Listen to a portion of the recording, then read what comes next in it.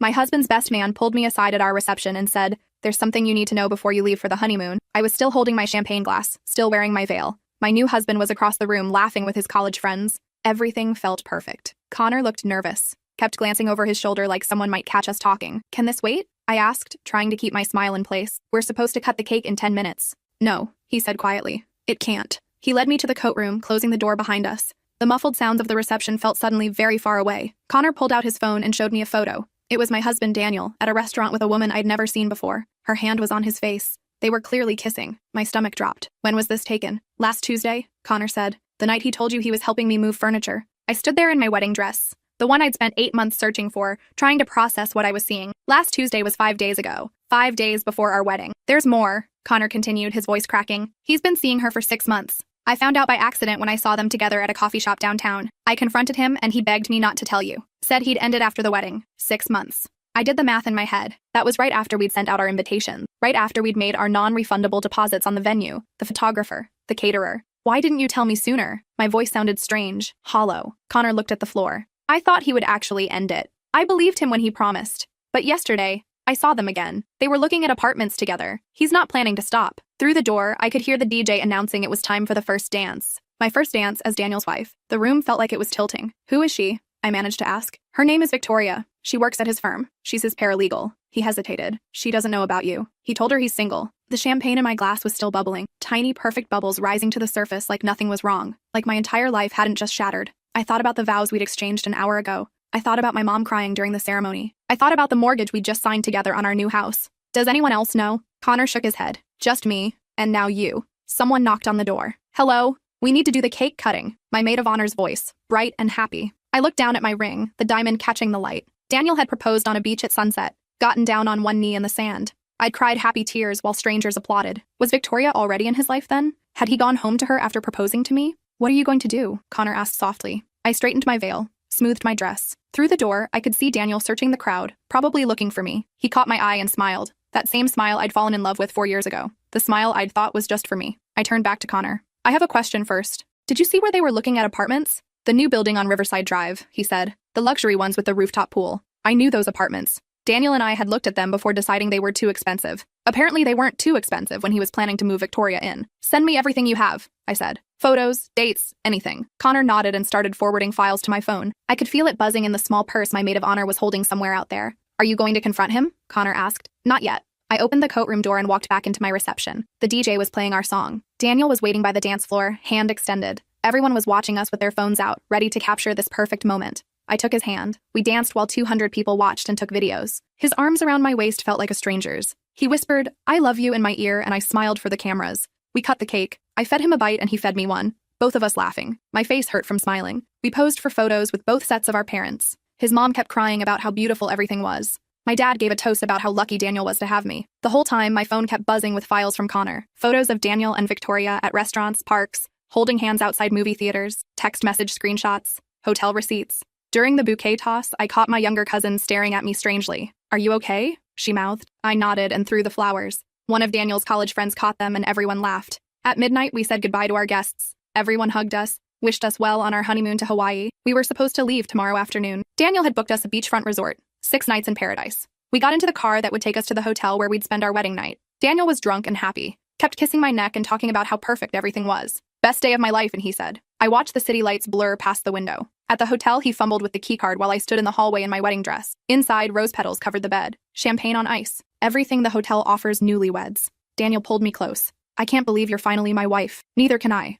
said. He started to unzip my dress. I stepped back. "I need to use the bathroom first." I locked myself in and sat on the edge of the bathtub, still in my wedding dress. My phone had 43 new messages from Connor. I scrolled through them all. 6 months of lies, all documented. Victoria's social media, where she posted about her mysterious boyfriend who traveled a lot for work. Photos of gifts Daniel had given her. The same jewelry store he'd used for my engagement ring. There was a text from Victoria to Daniel from yesterday. "Can't wait until after your work thing is over, and we can finally start our real life together." My work thing. Our wedding was his work thing. I stood up and looked at myself in the mirror. White dress, perfect makeup, hair still in place. I looked like a bride. I looked like an idiot. When I came out, Daniel was asleep on top of the rose petals, still in his tuxedo. The champagne sat untouched. I took a photo of him like that, passed out on our wedding night. Then I packed a bag with some of my things. I left my wedding dress hanging in the closet. I took my phone and my purse and I walked out of the hotel at 1 a.m. in jeans and a t-shirt. I called Connor. I need Victoria's address. He was silent for a moment. Are you sure? Yes. He sent it to me. An apartment building 15 minutes away.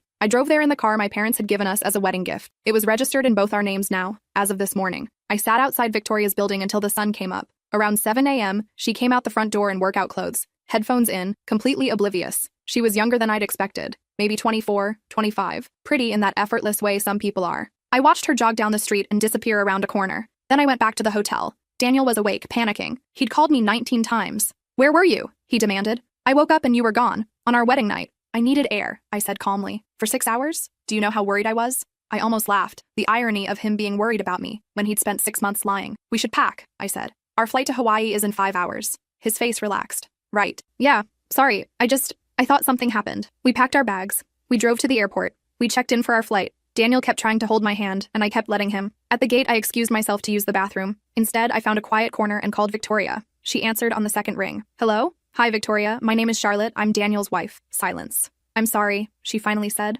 I think you have the wrong number. I'm sitting at the airport right now, about to board a flight to Hawaii with my husband Daniel, the man you've been seeing for 6 months, the man who told you he was single. I could hear her breathing change. That's not possible. We got married yesterday. About 200 people attended. I can send you photos if you'd like. No, she whispered. No, you're lying. I'm not. But you don't have to believe me. You can keep seeing him when we get back from our honeymoon. He's clearly planning to. Or you can ask yourself why a single man would need to take a week-long work trip right after spending the weekend with you. He said it was a conference in Miami, she said quietly. It's a honeymoon in Maui. I heard something crash on her end. Maybe she'd dropped her phone. When she spoke again, her voice was shaking. I didn't know. I swear I didn't know. I believe you, I said. And I did. She was as much a victim in this as I was. But now you do know. So what are you going to do about it? I don't understand. Why are you calling me? Why aren't you angry with me? I'm furious, I said calmly, but not at you. You didn't make vows to me. He did. Victoria was crying now. What do you want from me? I want you to do exactly what you were already planning to do. Keep seeing him. Keep believing his lies. And when the time is right, I'll let you know. Let me know what? Everything, I said.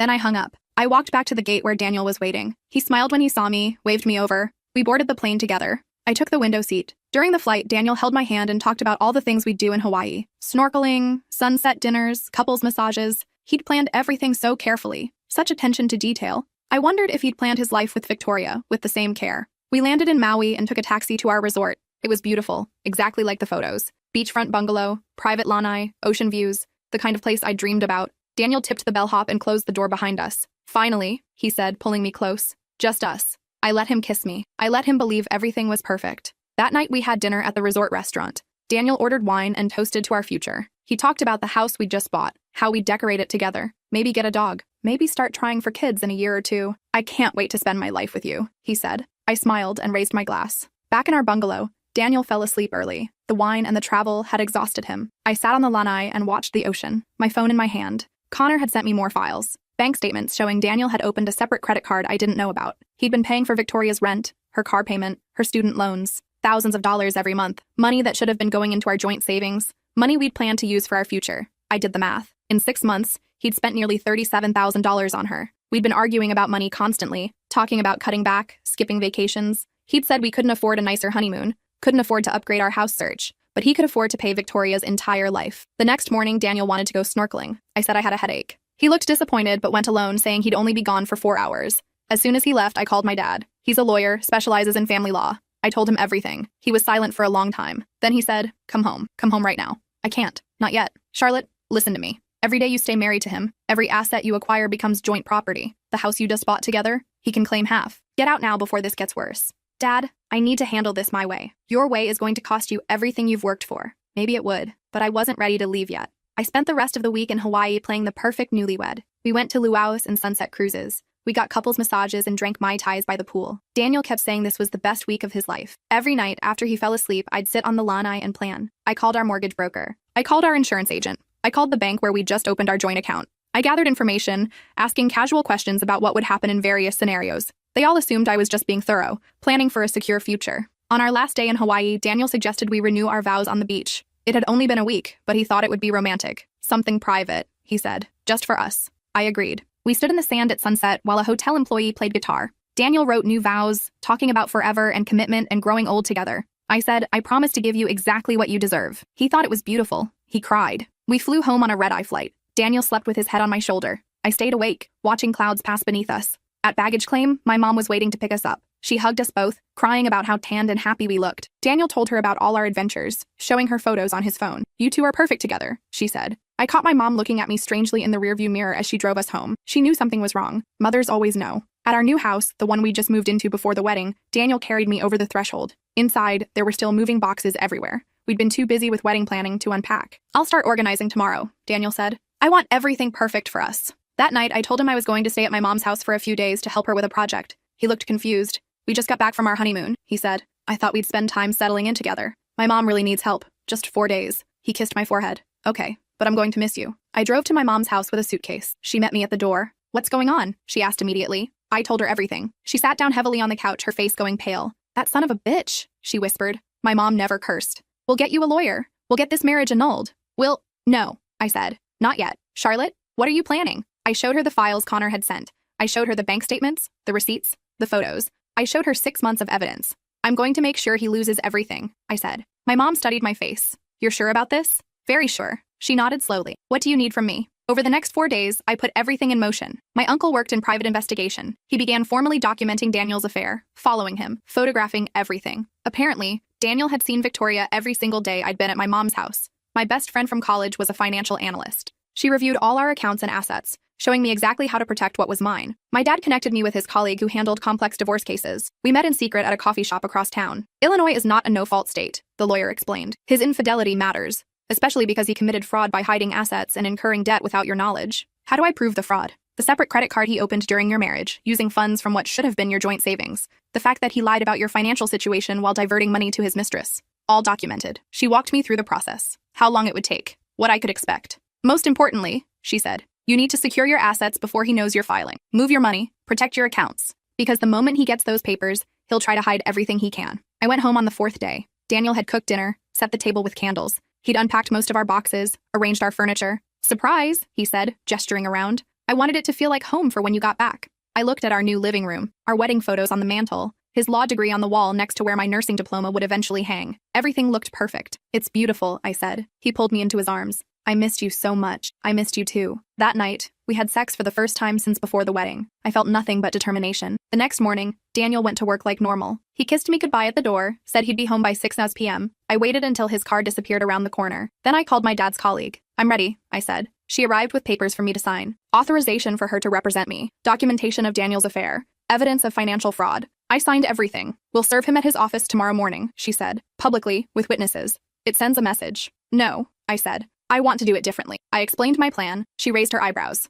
"That's actually brilliant," she said. The next day was Friday. Daniel's law firm was having their annual partnership dinner. He'd been talking about it for months, how important it was for his career. All the senior partners would be there, making decisions about who'd make junior partner next year. Daniel had been working toward this for 6 years. He spent an hour getting ready, making sure his suit was perfect. I helped him with his tie. "How do I look?" he asked. "Like a partner," I said. The dinner was at an upscale restaurant downtown. Wives and significant others were invited. I'd RSVP'd months ago. We arrived together. The senior partners greeted Daniel warmly, shaking his hand, congratulating him on his recent marriage. Their wives hugged me, welcomed me to the firm family. "You two make such a lovely couple," one of them said. We sat at a table with 6 other lawyers and their spouses. Daniel kept his hand on my knee throughout dinner, the picture of the devoted husband. During dessert, the managing partner stood up to make announcements. He talked about the firm's successes, thanked everyone for their hard work. Then he said, "And now, I'd like to recognize some of our rising stars." Daniel sat up straighter. "These are lawyers who've shown exceptional dedication, integrity, and promise." He started naming names. Daniel's colleagues, people he'd worked alongside for years. Each one stood up to applause. Daniel's name wasn't called. I felt him tense beside me. His hand gripped my knee harder. After the ceremony, during the networking portion,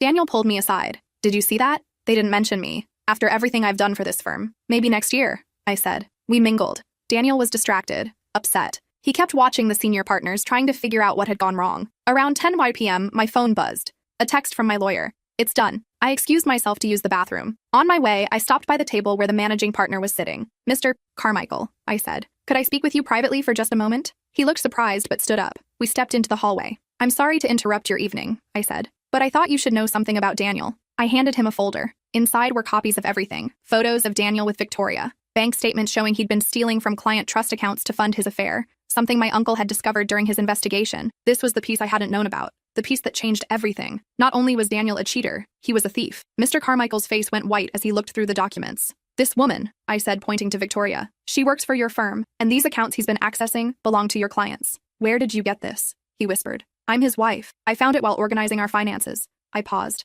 I filed for divorce this afternoon. The police will be investigating the theft early next week. I wanted you to know before it became public. Mr. Carmichael looked at me, then back at the documents. Thank you for bringing this to my attention. I walked back into the dining room. Daniel was talking to a colleague, trying to look casual. I sat back down next to him. Everything okay? He asked. Perfect, I said. 15 minutes later, Mr. Carmichael returned to the room. He went straight to Daniel. Daniel, could you step into my office? It's upstairs. Daniel stood up immediately, probably thinking this was his chance to find out about the partnership. Of course. He followed Mr. Carmichael out. I stayed at the table making small talk with the other wives. Daniel didn't come back. After 45 minutes, I got a text from an unknown number. It was Mr. Carmichael. I've asked Daniel to leave the premises. Security is with him. You may want to find alternative transportation home. I stood up and quietly excused myself. I took a taxi back to my mom's house. Daniel called me 64 times that night. I didn't answer any of them. Around midnight, he showed up at my mom's house. I watched from the upstairs window as he pounded on the door, yelling for me to come out. My mom called the police. They arrived and told Daniel to leave. He kept screaming that I'd ruined his life, destroyed his career. She's my wife, he yelled as they escorted him to his car. She's my wife, and she betrayed me. The irony wasn't lost on me. The next morning, my lawyer called. He knows about the divorce. His lawyer contacted us. He's threatening to fight for everything. Let him try. Over the next few weeks, it all fell apart for Daniel.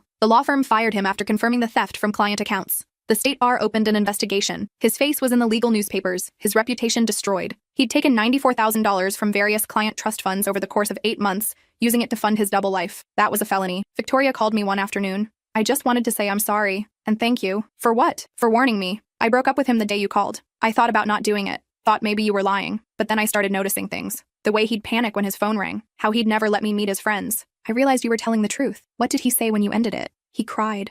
Said I was the love of his life, that he'd leave his wife for me. She laughed bitterly. I told him his wife was already leaving him. Good for you. He showed up at my apartment 4 times after that. I had to get a restraining order. We talked for an hour. She told me everything about their relationship. All the lies he told her. In some ways, she'd been more of a victim than I was. At least I'd known I was getting married. She thought she was dating a single man who just traveled a lot for work. He told me he worked in medical sales, she said. That's why he was always out of town for conferences. I had no idea he was a lawyer at my own firm until after everything blew up. They'd never run into each other at work because she was in the estate planning department and he was in litigation. Different floors, different schedules. I'm going to testify in your divorce, she offered. Whatever you need. Thank you. Daniel moved back in with his parents. His mom called me crying, begging me to reconsider the divorce. He made a mistake, she sobbed. Everyone makes mistakes. Don't throw away your marriage over one mistake. It wasn't one mistake, I said calmly. It was 6 months of calculated lies. It was stealing from his clients. It was building a second life while pretending to build one with me. But you're his wife. You took vows. So did he. I hung up. The divorce took 9 months. Daniel fought me on everything. He wanted half the house, half my retirement account, half of everything we'd accumulated.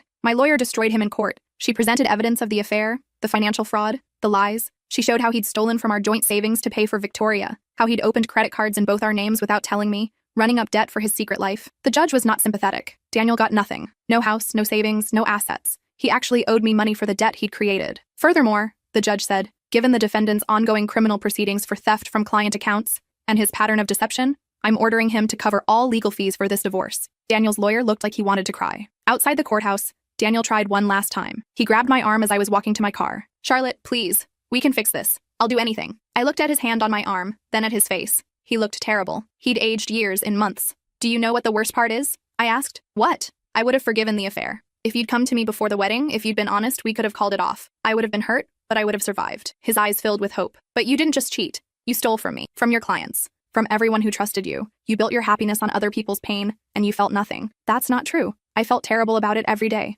Not terrible enough to stop. I pulled my arm free and walked away. The criminal trial happened 6 months later. Daniel was convicted on 11 counts of theft. The judge sentenced him to 8 years in prison. I didn't attend the sentencing. I was too busy with my new life. I'd used my half of the house sale to buy a small condo near my nursing job. Nothing fancy, but it was mine. Completely mine. I was dating someone new, a radiologist I'd met at work. He was kind, honest, transparent, sometimes almost boring after the chaos of Daniel, but boring felt good. On what would have been my 2nd anniversary with Daniel, I got a letter from him in prison. I almost threw it away without reading it. But curiosity won. He'd written 11 pages about how sorry he was, how he'd lost everything, how he thought about me every day. He said he'd spent his time in prison reflecting, understanding what he'd done wrong. He wanted me to know he'd changed. The last paragraph read, I know I don't deserve your forgiveness. I know I hurt you in ways I can never fix, but I want you to know that loving you was real. Even when I was lying about everything else, my love for you was true. I hope someday you can believe that. I read it twice. Then I wrote back, just one sentence. If you loved me, you wouldn't have needed to tell me you'd changed. You would have just been better from the start.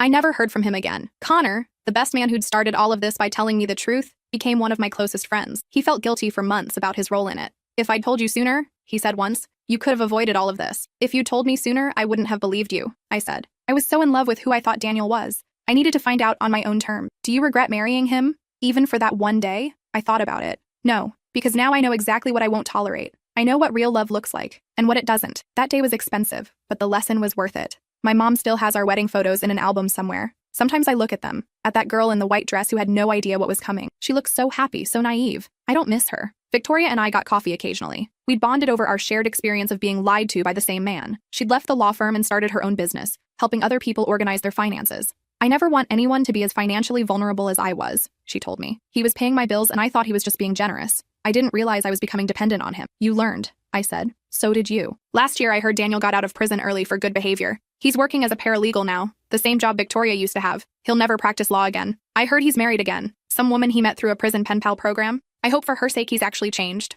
but I doubt it. My best friend asked me once if I'd do anything differently. Would you have skipped the wedding if you'd known? She asked. No, I said, because then I wouldn't have all this. I gestured around my condo, at the life I'd built from nothing, at the freedom I had, at the person I'd become. This is better than the life I thought I wanted, I said. That life was based on a lie. This one is real. She nodded. You're stronger than I would have been. You'd be surprised what you can survive when you have to. Sometimes I still think about that moment in the coat room at my reception. Connor showing me those photos. The way my whole world tilted on its axis. I could have run then. Could have canceled the wedding, called everything off, avoided the whole mess. But I wouldn't have gotten justice. Wouldn't have exposed what Daniel really was. Wouldn't have saved Victoria or future victims. Sometimes the hard path is the right one. My new boyfriend proposed last month. We were at dinner. Nothing fancy. And he just pulled out a ring and asked if I'd marry him. I said yes. Then I said, I need you to know something first. I told him everything. About Daniel, the affair, the trial, all of it. Things I'd kept private from most people. He listened without interrupting. When I finished, he took my hand. Thank you for telling me, he said. And thank you for saying yes anyway. You're not worried I'm damaged goods?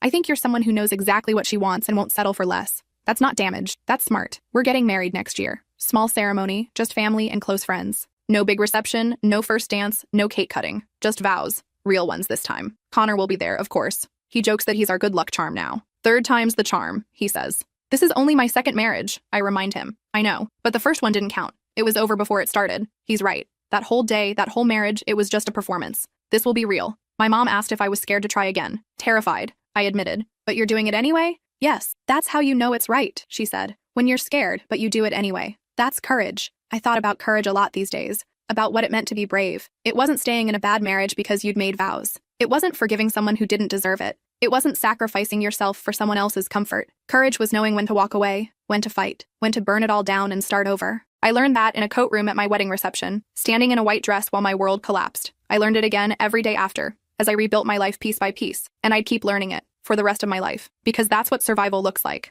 Not the big dramatic moments, but the small daily choices to keep going, to believe you deserve better, to refuse to settle. That's the real happy ending. Not the wedding, not the perfect love story, just the quiet determination to be okay no matter what. And I was okay. Better than okay. I was free.